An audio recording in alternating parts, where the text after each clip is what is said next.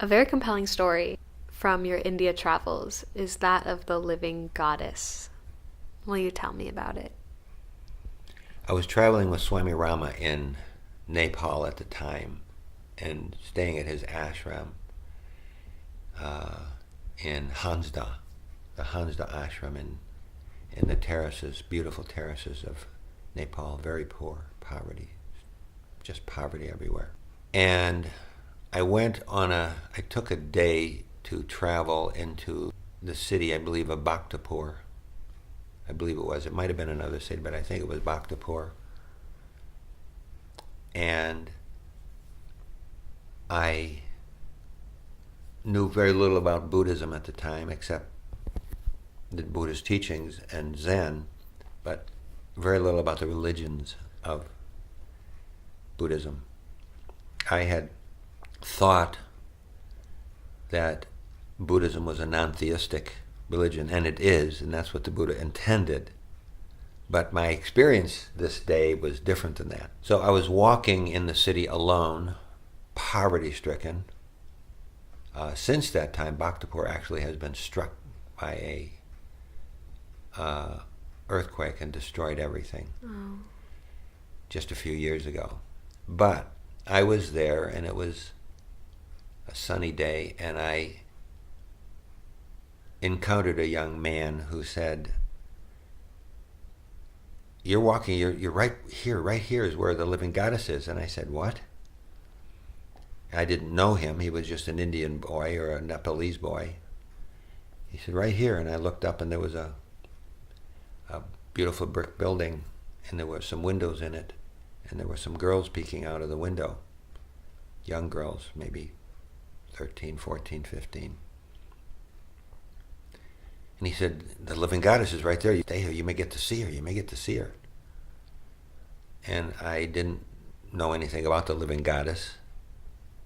And I said, "Is this Buddhism?" And he said, "Yes, it's the living goddess in Buddhism." And I knew something was wrong then. And I glanced up at the window, and then I saw another young girl, very pretty young girl, peek out of the window and then go back again. He said, "There she is. You caught a glimpse of her."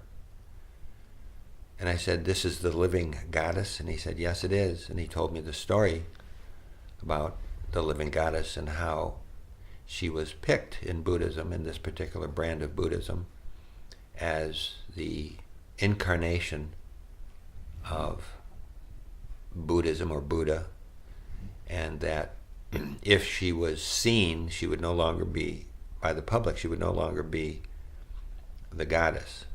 Why are people trying to see her? Well, it's fascinating. Anybody who's hidden, of course, people want to see. So they wanted just to look at her. Or if she bled, then she's no longer the living goddess, he said. And I said, "Well, what about if she comes into puberty?" He said, "If she bleeds, the Buddhist people believe that she's no longer the living goddess, and they have to find the next one." I said, "How do they find the goddess?" And he told me the story of how they'd take all these girl children and they put them in the square, in the town square, and they'd have to accommodate four or five kinds of trials that they would go through. They couldn't cry. If they cried, they were not the living goddess. If they bled, they were not the living goddess. And they would have to, the first girl to reach a certain point in the square, climbing up this and climbing up that, and got there first, would be chosen as the living goddess. And so I happened to get a glimpse, so then I took out my camera and I stood there and I started to take pictures, trying to catch, maybe she'd look out again and I'd actually have a picture of the living goddess. Now that sounds interesting, like I was into it, but I wasn't. It was absurd to me what they were talking about. This was not Buddhism as I knew it. But that is what Buddhism has turned into, just like Christianity has turned into so much craziness and religious dogma. That's what's happened to Buddhism. And the Buddha would roll over, I think, in his grave if he saw this kind of thing go on.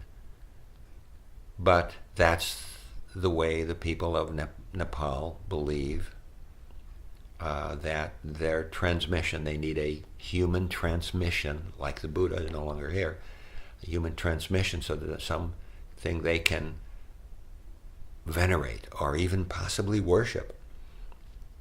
And so this girl was the one. She never got to see people. She never got to see her family again. There were women and girls who were around her, were chosen to be with her and attend on her.